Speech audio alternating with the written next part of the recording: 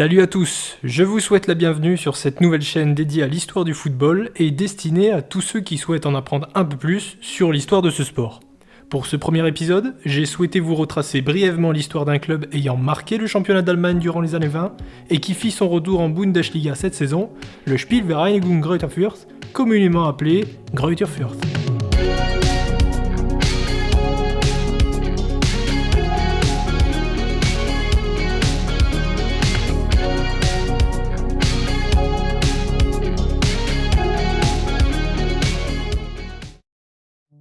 Fürth est une ville bavaroise située dans la région historique de Franconie, habitée par un peu plus de 120 000 habitants et qui s'est développée au XIXe siècle grâce à la révolution industrielle allemande.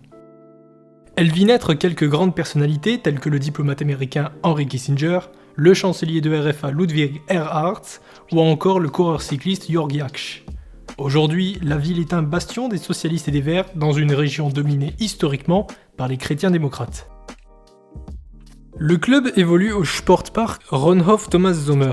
Sommer étant un propriétaire terrien originaire de Fürth ayant financé la rénovation du stade en 2012. Construit en 1910, ce stade d'un peu plus de 16 000 places changea régulièrement de nom au gré des sponsors allant et venant au sein du club.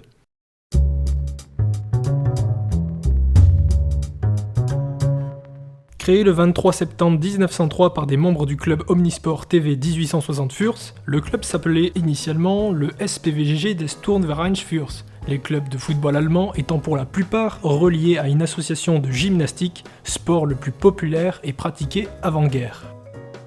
La volonté de la section footballistique d'obtenir un terrain de football convenable ne pouvait être réalisée qu'en cas d'indépendance vis-à-vis du TV 1860, qui ne souhaitait pas débloquer les fonds nécessaires à la construction d'un stade.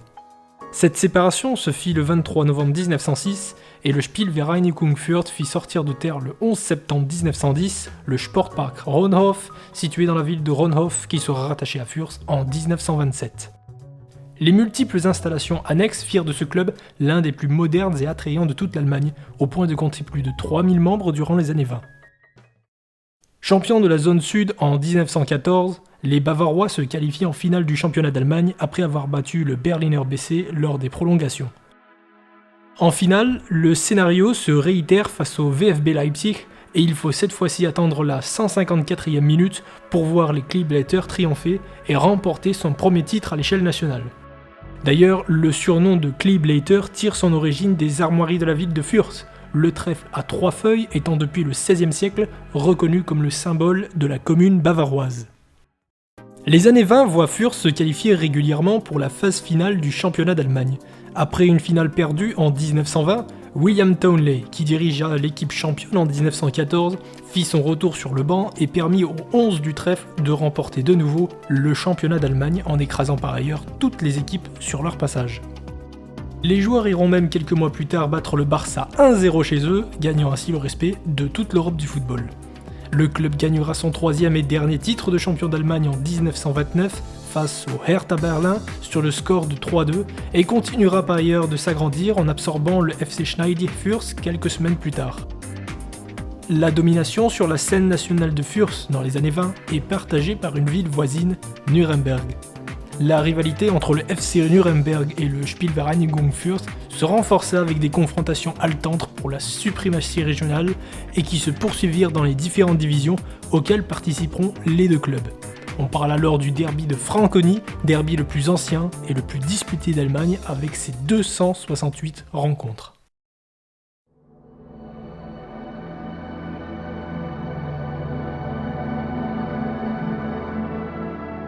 L'arrivée du parti nazi à la tête du pouvoir en 1933 entraîne la restructuration des ligues et des clubs allemands, avec en l'occurrence la nomination de Hans Pfeiffer au poste de président du club, alors cadre au sein de la NSDAP.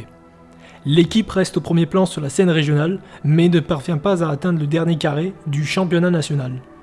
La défaite allemande lors de la Seconde Guerre mondiale puis l'occupation américaine entraînent l'arrêt des compétitions nationales durant quelques années. Les années 50 voient le club se pérenniser dans les premières places de l'Oberliga Sud, sans pour autant concrétiser au niveau national. En 1954, 2 champions du monde évoluaient alors à Fürth, Karl May et Herbert Erhardt. Cependant, malgré de bons résultats, le Spielvereinigung Fürth ne fit pas partie des 16 équipes sélectionnées pour la toute nouvelle Bundesliga et doit se résigner à évoluer en seconde division, soit en Regionalliga Sud. Le club végète alors en milieu de tableau de la seconde division durant 20 saisons. En 1983, le club descend en 3e division, puis en Landesliga à partir de 1987. Dès 1991, le club entame sa remontée vers le monde professionnel. La fusion avec l'autre club de la ville évoluant également en 3e division, le TSV Westenberg-Greuther, donne au club son nom actuel, le Spielvereinigung Greuther Fürth. La fusion de ces deux équipes est l'œuvre d'un enfant du pays, Helmut Hack. Président du TSV entre 1984 et 1997, il s'approcha du SPVGG Fürth dès 1995 afin de permettre la fusion de ces deux clubs pour permettre à la ville de Fürth de pérenniser une seule équipe dans le monde professionnel. Helmut Hack fut ensuite président du club jusqu'en 2018 où il laissa sa place à Fred Höfler.